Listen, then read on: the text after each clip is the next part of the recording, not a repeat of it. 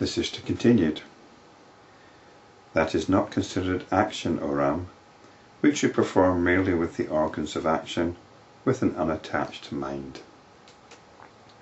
Action is karma, and karma has consequences. And this is something of concern to people who are sensitive to the results of their actions. So what must be examined then is the intention behind our actions. And the actions are usually geared up towards providing ourselves with comfort. They're usually quite self-indulgent, really. Although self-indulgent, they're often geared up to provide distraction from the self, distraction from what we essentially are. They're usually geared up to provide pleasant experiences. That's what motivates us. The delight derived from sensual experience is fleeting. A repetition of that experience does not afford a repetition of the same delight. Who but a fool will entertain desire for such a momentary joy? Moreover, an object gives you pleasure only when it is desired, so the pleasure belongs to the desire. Hence, give up desire or craving. It's a bit like buying a new CD,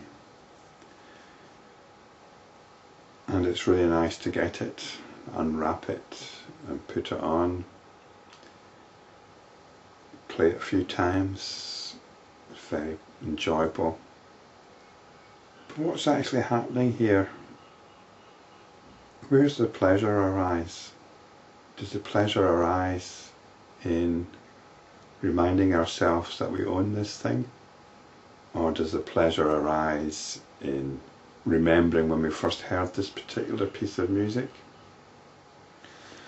Or does the pleasure arise simply because you've managed to obtain the object of your desire?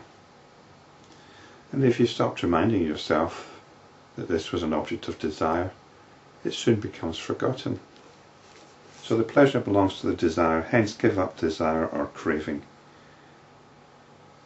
Because it never stops. It's like an addiction. There's always going to be something else which you're going to look for pleasure in desiring. And once you've got it, you can enjoy it for a while.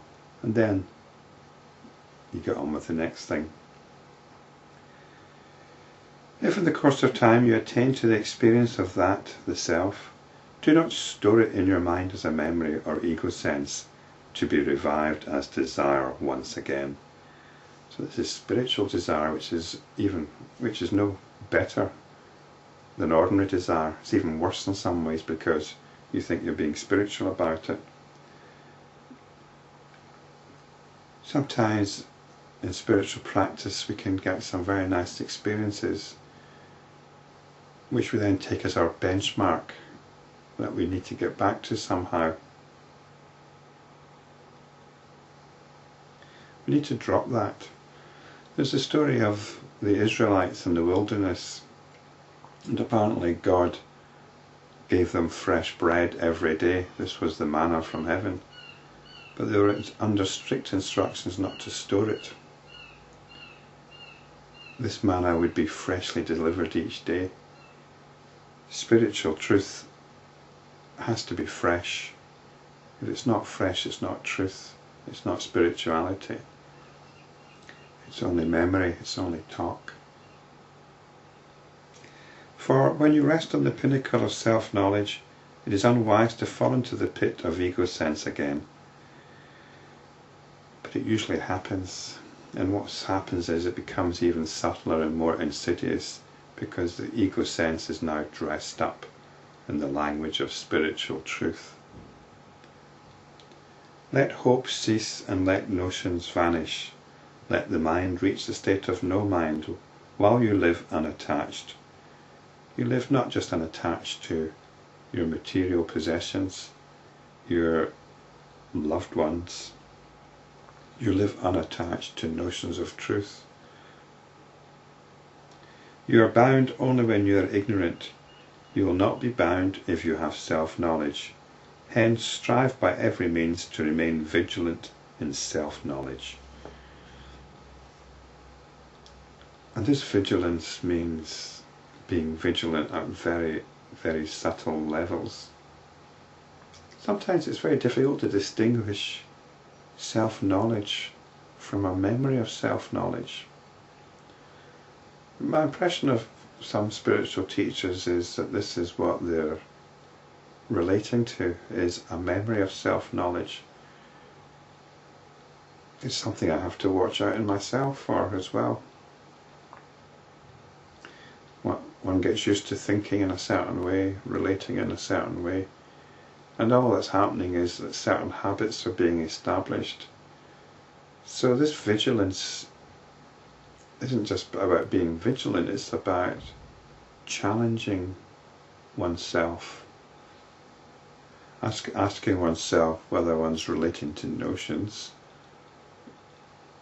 It doesn't matter whether they're very sublime notions or inspiring notions, but is one relating to notions, or is one actually open to the here and now? Is the attention actually on itself, or is it on these notions? When you do not engage yourself in sense experiences, and also when you experience whatever comes to you unsought, you are in a state of equanimity and purity, free from latent tendencies or memories. When you experience whatever comes to you unsought, it's as if you're here and all these experiences are coming along and you're being equanimous. But what about the inner experiences? It's all going on inside, really, isn't it? We've got our ups and downs through the course of the day, from the moment that we awake to the moment we go to sleep, and even during all our dreams. These are the things that come to us unsought. And is it possible to be equanimous in the face of all that? In such a state, like the sky, you will not be tainted even by 1,000 distractions. When knower, known and knowledge merge in the one self, the pure experiencer does not once again generate a division within. Well, again, they don't really merge, you just realise that there's only the experiencing going on.